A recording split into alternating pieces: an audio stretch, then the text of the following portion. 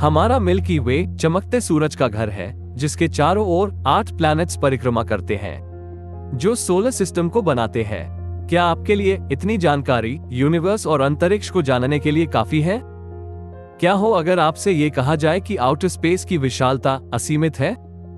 क्या हो अगर आपसे मैं कहूँ कि इस असीमित विशालता में हैबिटेबल एलियन प्लैनेट्स है, वो भी अपने खुद के चंद्रमाओं के साथ, और वहां भी ऐसी मल्टीट्यूड गैलेक्सीज है जो अपने ही तारों से चमकती है। ये बातें फैसिनेटिंग है ना?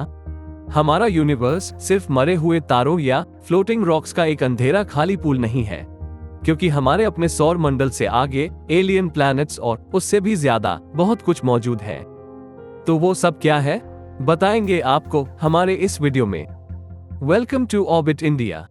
यदि आपको हमारे मिल्की वे ब्रह्मांड की सीमाओं को पार करना है, जो किसी आकार के बिना खाली और कुछ ना के बराबर दिखता है, तो आप दूसरे सांसारिक चीजों के एक बड़े खजाने में पार हो जाएंगे, या खगोलीय पिंड, इंटरगैलेक्टिक स्पेस और इंटरस्टेलर के रहस्यमय डार्क मैटर्स के जरिए स्वतंत्र रूप से तैर रहे होंगे।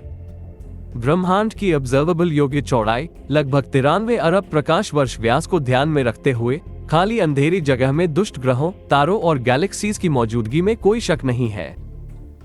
अंतरिक्ष में आजादी से घूम रहे इन कई दुष्ट ग्रहों में से कुछ पृथ्वी के करीब हैं। इसके अलावा डार्क मैटर, डार्क एनर्जी, छोटे ग्रह और दूर के तारों की मौजूदगी ब्रह्मांड के पूरे स्पेक्ट्रम को एक रोमांचक एक्सपीरियंस बनाती है। और अब वॉयेजर स्पेसक्राफ्ट्स की बदौलत हमारे सौर मंडल से आगे इलेक्ट्रोमैग्नेटिक वेव से प्रभावित झाग पैदा करने वाली गतिविधि वाले एक इनविजिबल केओटिक रीजन की खोज की गई, जो एक्सोप्लैनेट, तारे, ब्लैक होल, डार्क मैटर, दूसरी बड़ी गैलेक्सीज और बहुत सी चीजों की रचना कर रहा है।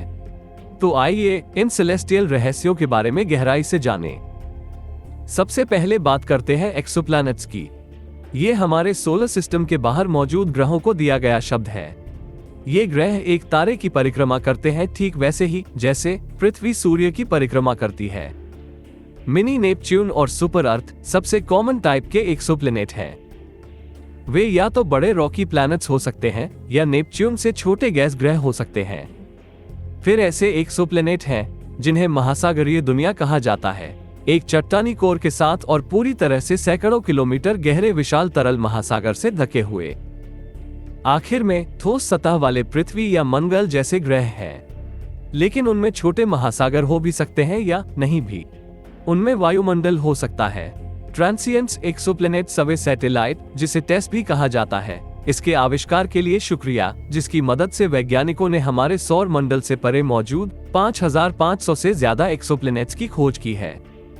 मार्च 2022 में ही नासा ने 65 एक्सोप्लैनेट की खोज की। असल में हमारे चंद्रमा या उनकी परिक्रमा करने वाले एक्स्ट्रा सोलर चंद्रमाओं की तरह एक्सोप्लैनेट्स का भी एक एक्सोमून होता है। 1995 में खोजा जाने वाला पहला hot Jupiter exoplanet 51 Pegasi B था, जो पृथ्वी से 50 प्रकाश वर्ष दूर मौजूद है। लिस्ट में शामिल होने वाला सबसे नया टेरेस्ट्रियल एक्सोप्लैनेट जो है वो है टॉय 700A, जो 102 प्रकाश वर्ष दूर मौजूद एक चट्टानी ग्रह है। इन एक्सोप्लैनेट को अक्सर फ्री फ्लोटिंग या दुष्ट ग्रह के रूप में भी जाना जाता है। आप यकीन करें या ना, इसकी ज्यादा संभावना है कि अकेले हमारे मिल्की वे में 1 ट्रिलियन से ज्यादा एक्सोप्लैनेट हो सकते हैं। अब बात करते हैं ब्राउन डॉर्फ्स की। ये सबस्टेलर ऑब्जेक्ट्स हैं जिनका द्रव्यमान जुपिटर जैसे बड़े गैस ग्रहों और एक छोटे तारे से ज्यादा है। एस्ट्रोनॉमर्स के अनुसार जुपिटर से 15 से 75 गुना ज्यादा द्रव्यमान वाली कोई भी सेलेस्टियल ऑब्जेक्ट भूरे रंग की छोटी चीज है। ये अजीब कॉस्मिक चीजें सामान्य हाइड्रोजन के न्यूक्लियर फ्यूजन को बनाए रखने के लिए उतनी बड़ी नहीं है और इन्हें अक्सर एक असफल तारा भी माना जाता है। अब तक भूरे बौनों की खोज एक बाइनरी सिस्टम का हिस्सा रही है। यह एक सिस्टम है जिसमें 2 तारे एक दूसरे के चारों ओर परिक्रमा करते हैं। अगला है बौने यानी छोटे ग्रह। ये सेलेस्टियल ऑब्जेक्ट्स आकार में लगभग गोलाकार वाले ऐसे ग्रह हैं जो एक तारे की परिक्रमा करते हैं और अक्सर उनके पास धूमकेतु, एस्टेरॉइड्स या अन्य छोटे ग्रह होते हैं। चूंकि वे आकार में छोटे होते हैं, ऐसे में बौने ग्रहों में अपने ऑर्बिट में पाए जाने वाले आसपास की चीजों को खींचने के लिए जरूरी गुरुत्वाकर्षण खिंचाव की कमी होती है। इंटरनेशनल एस्ट्रोनॉमिकल यूनियन के अनुसार सौर मंडल में ऑफिशियली तौर पर 5 छोटे ग्रह हैं: प्लूटो, एरिस, सेरेस, माखे और होमिया। मजेदार बात तो ये है कि हमारे सौर मंडल का हर छोटा ग्रह असल में पृथ्वी के चंद्रमा से छोटा है। हमारा चंद्रमा लगभग 1080 मील की त्रिज्या के साथ पृथ्वी की चौड़ाई के 1/3 से भी कम है। इसलिए करंट सिनेरियो में सौर मंडल में सैकड़ों और हजारों छोटे ग्रह मौजूद हो सकते हैं। लिस्ट में अगला है गैलेक्सीज। गैलेक्सीज गैस, धूल, तारों और उनके सौर मंडल का एक बड़ा कलेक्शन है।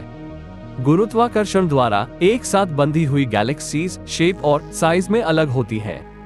8 गैलेक्सीज टाइप्स को उनके आकार के अनुसार कैटेगराइज्ड किया गया है, जिसमें spiral galaxies, elliptical galaxies, lenticular galaxies, irregular galaxies, active galaxies, cepheid galaxies, quasars और ब्लेजर शामिल हैं।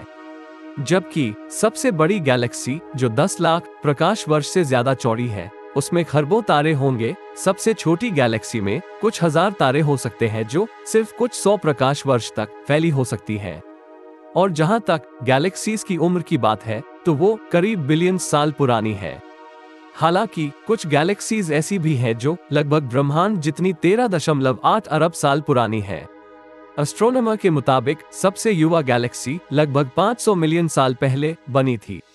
कुछ वैज्ञानिकों के मुताबिक ब्रह्मांड में 100 अरब से ज्यादा गैलेक्सीज हो सकती हैं। एक मंत्रमुग्ध करने वाला फैक्ट ये है कि हबल टेलीस्कोप ने एक बार 12 दिनों तक अंतरिक्ष के एक छोटे से हिस्से को देखा और सभी साइजेस, शेप्स और रंगों की 10,000 गैलेक्सीज को ढूंढ निकाला। हमारी मिल्की वे का नजदीकी गैलेक्टिक पड़ोसी एंड्रोमेडा गैलेक्सी है, जिसने कई एक्सोप्लैनेट की मौजूदगी को साबित किया। ये स्पाइरल गैलेक्सी पृथ्वी से लगभग 2.5 मिलियन प्रकाश वर्ष दूर है। अगर साइंटिफिक प्रेडिक्शंस पर विश्वास किया जाए तो लगभग 4-5 अरब सालों में मिल्की वे और एंड्रोमेडा गैलेक्सीज के टकराने की उम्मीद है। अब बात एस्टेरॉइड्स की। करीब 13.8 अरब साल पहले जब बिग बैंग हुआ तो यह विस्फोट अपने पीछे हवा के बिना वाली चट्टानी बचे हिस्से को छोड़ गया, जो मंगल और जुपिटर के बीच सूर्य की परिक्रमा कर रहे थे। अंतरिक्ष में गुरुत्वाकर्षण खिंचाव की मौजूदगी की वजह से ये बचे हुए हिस्से अंदर चले जाते हैं और आखिरकार पड़ोसी ग्रहों में दुर्घटनाग्रस्त हो जाते हैं। हमारे सोलर सिस्टम के शुरुआती फॉर्मेशन के इन बचे हुए हिस्सों को माइनर प्लैनेट्स या एस्टेरॉइड्स के रूप में भी जाना जाता है। वर्तमान में लगभग 1.3 मिलियन एस्टेरॉइड्स हैं जिनके बारे में हम जानते हैं, और एस्टेरॉइड्स की स्टडी से वैज्ञानिकों को हमारे ब्रह्मांड के फॉर्मेशन को तय करने में मदद मिलेगी। हाल ही में हुए डेवलपमेंट में नासा के वैज्ञानिकों ने स्पेसक्राफ्ट ओसाइरस रेक्स को कार्बन से भरे एस्टेरॉइड बेन्नु पर भेजा था और उससे नमूने जमा किए थे। ये सबसे संभावित खतरनाक एस्टेरॉइड में से एक है, जिसके साल 2182 के आसपास पृथ्वी से टकराने की बहुत ज्यादा संभावना है।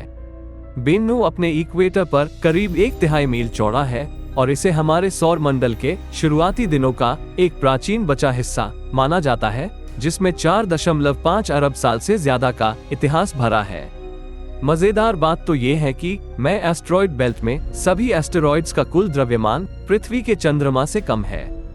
और आखिरकार इन सेलेस्टियल ऑब्जेक्ट्स के साथ हमारे पास कुछ ऐसा है जिसके बारे में वैज्ञानिक और एस्ट्रोनॉमर्स अभी भी जानने की कोशिश कर रहे हैं। अगला है डार्क मैटर। इसे आसान शब्दों में समझाने के लिए ब्रह्मांड के दायरे में मैटर को ऐसी किसी भी चीज से परिभाषित किया जाता है जो द्रव्यमान रखती है और जो जगह घेरती है, ग्रहों, चंद्रमाओं, सितारों और बाकी सभी चीजों की तरह। लेकिन ब्रह्मांड में वह मैटर भी है जो नहीं दिखते, जिसे डार्क मैटर के रूप में जाना जाता है। डार्क मैटर की मौजूदगी का पता उसके गुरुत्वाकर्षण मोड़ से लगाया जाता है और वर्तमान में ये ब्रह्मांड के कुल द्रव्यमान का लगभग 30% है। इसका गुरुत्वाकर्षण गैस और धूल को तारों, गैलेक्सीज और बड़े गैलेक्सी क्लस्टर्स में इकट्ठा होने और बनने के लिए प्रेरित करता है, और इस तरह से ये ब्रह्मांड में एक बहुत ही खास रोल निभाता है। और अब NASA Nancy grace Roman space telescope को बना रहा है, जिसे मई 2027 में लॉन्च किया जाना है। इस टेलीस्कोप का फोकस एंड्रोमेडा की परिक्रमा करने वाली स्टार स्ट्रीम्स को ऑब्जर्व करने पर होगा। एस्ट्रोनॉमर्स का मानना है कि स्टार स्ट्रीम्स के बीच के गैप में रहस्यमय डार्क मैटर मौजूद है। ये टेलीस्कोप ऐसी इमेजेस हमको देगा जो वर्तमान में हबल स्पेस टेलीस्कोप पर लगे इंफ्रारेड कैमरे द्वारा दी की गई इमेजेस से 200 गुना बड़ी है। वही चिली में Vera Rubin ground based optical observatory भी है जो 2025 की शुरुआत में अपना पहला रिजल्ट दे सकती है।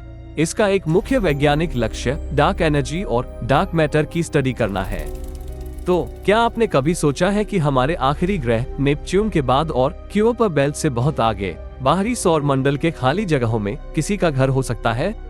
हर गुजरते दिन के साथ जैसे जैसे एस्ट्रोनॉमर्स और वैज्ञानिक अंतरिक्ष और ब्रह्मांड के महासागर की गहराई में जाकर जांच कर रहे हैं, हम एलियन दुनिया के बारे में और सीखते जा रहे हैं। आपको क्या लगता है?